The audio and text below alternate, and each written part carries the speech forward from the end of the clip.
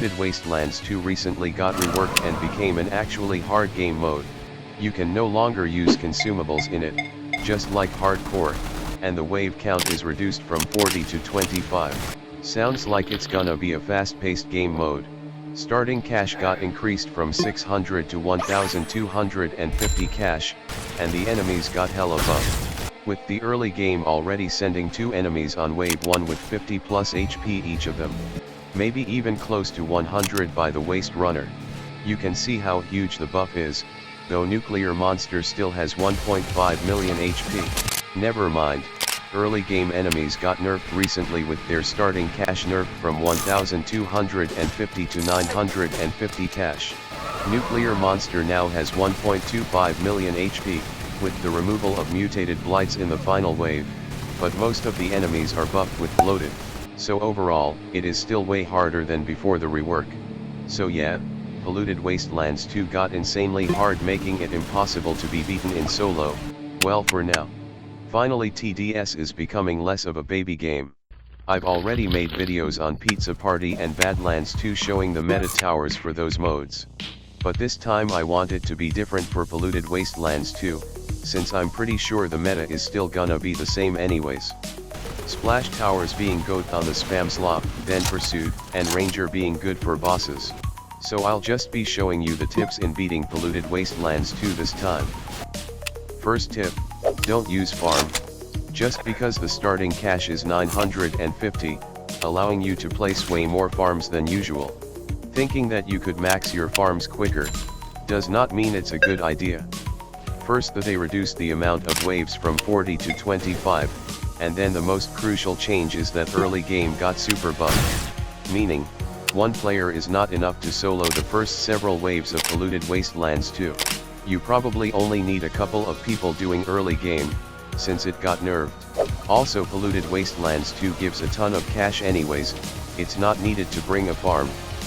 So stop using farm, it mostly just wastes a slot. Though there might be a super niche use for it, but most of the time just get more late game DPS towers. Every matchmaking player used to bring farm in Polluted Wastelands 2 upon the rework, which created a poll whether or not farm should be banned in Polluted Wastelands 2 because people are stupid. Honestly, I wanna say this poll is also seriously stupid as well. Towers shouldn't be banned just because of people's stupidity. They'll already face the consequences of losing anyway. Banning farm would be like banning starter towers in Fallen mode.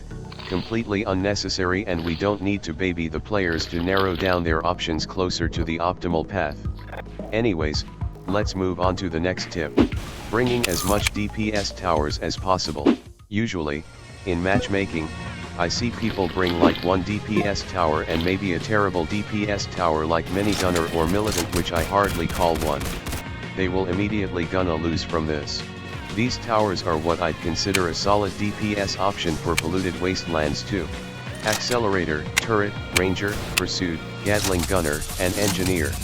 Try bringing at least 2 or 3 of these towers for Polluted Wastelands 2, so you'll have enough DPS against the final wave. The go-to towers in the list here are Pursued and Ranger. I would recommend bringing them for Polluted Wastelands 2, since they're the meta towers right now. Tip 3, Tower Targetings. There are some waves on Polluted Wastelands 2, where changing your tower's targeting for that specific wave can help you a ton. Like on wave 15, the best way to beat health regeneration amalgamation is to completely ignore his spawns, and set most of your towers to last or strongest targeting to target the amalgamation.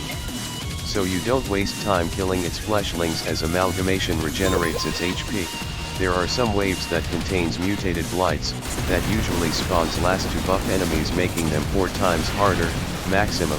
Changing your tower's targeting to last should prevent them over buffing too much enemies. Difficulty spikes. Polluted Wastelands is hard, we know that. But there are some difficulty spikes you need to prepare to counter them. Once you recognize these difficulty spikes and think of a counter against it, you should be able to easily get to the final wave. There are some notable difficulty spikes. These are wave 15, 18, maybe 20, and of course wave 25, the final wave. Let's start with wave 15. This wave sends out a 10,000 HP amalgamation that can spawn fleshlings when you hit them. Unlike other amalgamations, this one is special since it is spawned with a health regeneration attribute, that allows it to heal while you are dealing with its fleshlings. Amalgamation's gimmick with the health regeneration combo gets overwhelming really fast, so the best way to deal with this is to set most of your towers to strongest or last targeting.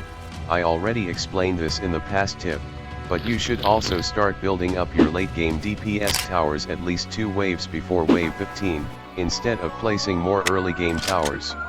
Though if you have enough DPS and can easily wipe fleshlings with mortar, you probably won't need to change your tower's targeting.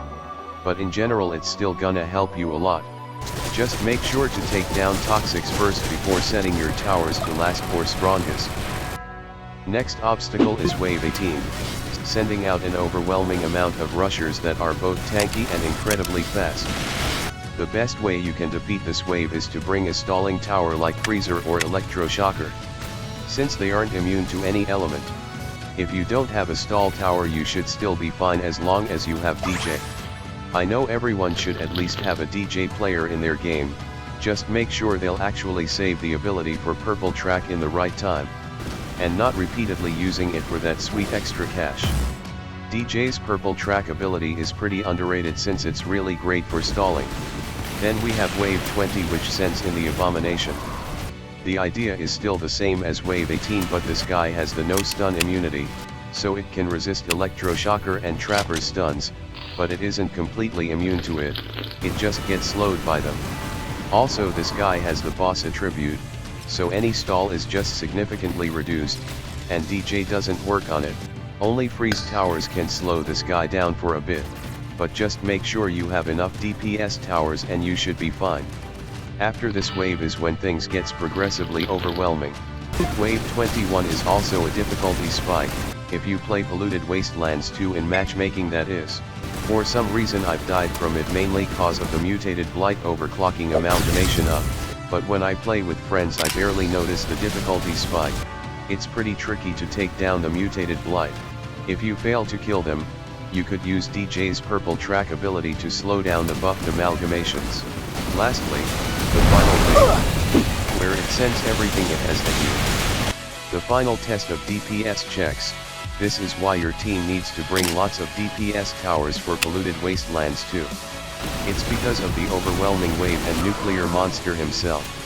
The stuns in the wave isn't much of a problem now, it's just the overwhelming amount of HP each enemies have. Countering wave 25 is very straightforward, it starts before you set foot on Polluted Wastelands 2. This is why tip 2 exists.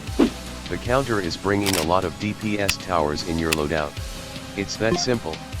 I would also add some supports to further boost your tower's DPS output, or stallers like Freezer to slow down nuclear monster by a bit. Since he gets quite far already in the map after you defeated the overwhelming horde of amalgamations and nuclear guardians. Those are my guide for Polluted Wastelands 2, no farm, bring lots of DPS towers, and play smart. I think most people should know that farm is no longer meta in Polluted Wastelands 2 by now. Maybe with the new update to Polluted Wastelands 2, farm could be a bit more useful. Polluted Wastelands rework is nice for endgame players I guess, since we wanted TDS to be hard since most of the game modes before were too easy. Though Polluted Wastelands is still pretty easy for me, unless I play on quad matchmaking. Taking farm out of the meta just makes it feel brain dead. Since the only option is to just defend, there are no more thoughts of thinking whether I should defend.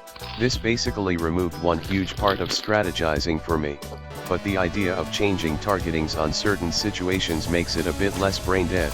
I'd take anything if the gameplay isn't just place these late game DPS towers to win, since it's already damn obvious.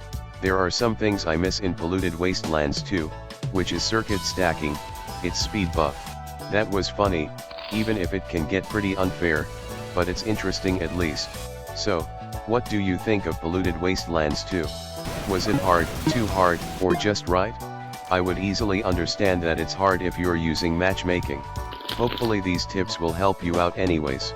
I changed my idea for this video since when I was making my previous video, it was pretty similar to the Pizza Party one. It was just slightly different. Anyways, if you liked what you see give it a like or a dislike if you don't, Subscribe if you want to see more videos like this, and thanks for watching.